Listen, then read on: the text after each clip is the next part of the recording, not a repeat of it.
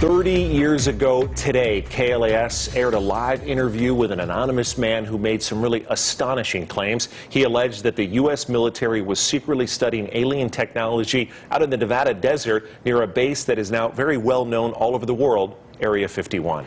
A lot has changed in the decades since Bob Lazar first told this wild story. The Pentagon recently admitted that it really has been secretly studying UFOs and then it wanted to figure out and duplicate that technology. George Knapp looks back at that 1989 interview that started a whole new conversation. It's totally impossible. The propulsion system is a gravity propulsion system. The power source is an antimatter reactor. This technology does not exist at all. The claims sounded like Hollywood sci-fi. Months later, when his identity was revealed, Bob Lazar said he worked at a secret facility near Groom Lake, where alien technology was being reverse engineered, that is, taken apart to figure out how it worked and whether the Pentagon could duplicate it. This is the simple drawing he made at the time. Here now I had access and was permitted to view and look at the operation of this main level with the gravity amplifiers and the level below. The premise seems less preposterous now. In a new documentary about Lazar, he describes in detail the spacecraft he worked on 30 years ago.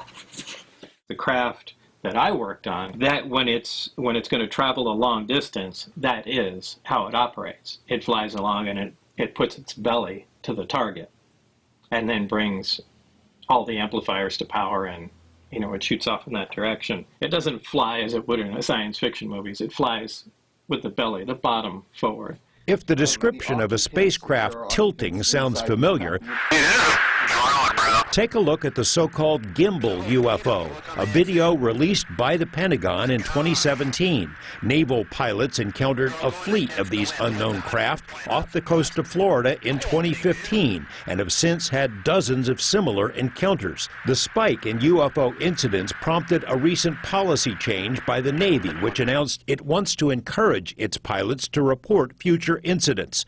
Pentagon officials reluctantly admitted to the New York Times 17 months ago that the military has secretly studied UFO incidents, in part so it might figure out the technology. In the gimbal video, there's a mechanistic turn against the wind without deceleration.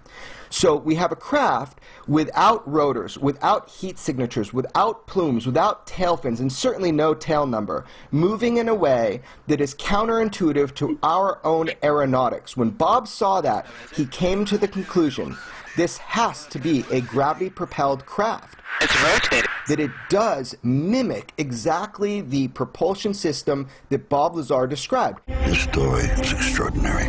Jeremy Corbell directed the Lazar documentary, but he also broke the story about another now famous UFO incident, the 2004 Tic Tac encounter. The Navy pilot who engaged the Tic Tac, Black Aces commander Dave Fravor, has said he doesn't believe the astonishing craft was made on Earth, that the propulsion might be anti-gravity.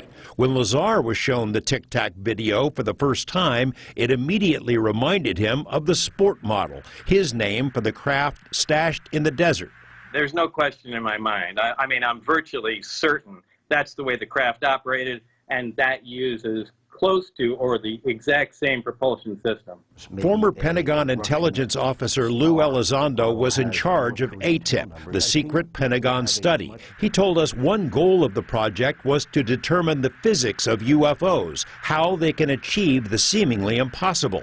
The military came to believe the craft relied on special metamaterials, stuff that can't be made with known technology. Lazar made similar claims decades ago and was ridiculed. Now the Pentagon is on the same page. Where the study of UFOs did not end in 1969 with Project Blue Book. In fact, that was a lie, and it is now an admitted lie by our own Pentagon. We are living in a world where it is understood that there are craft technologically advanced from unknown origin that are performing maneuvers that far exceed anything of human technology.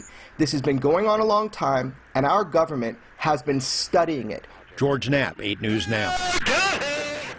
As always, we have posted additional links and resources connected to this story on our website, including news reports from our archives.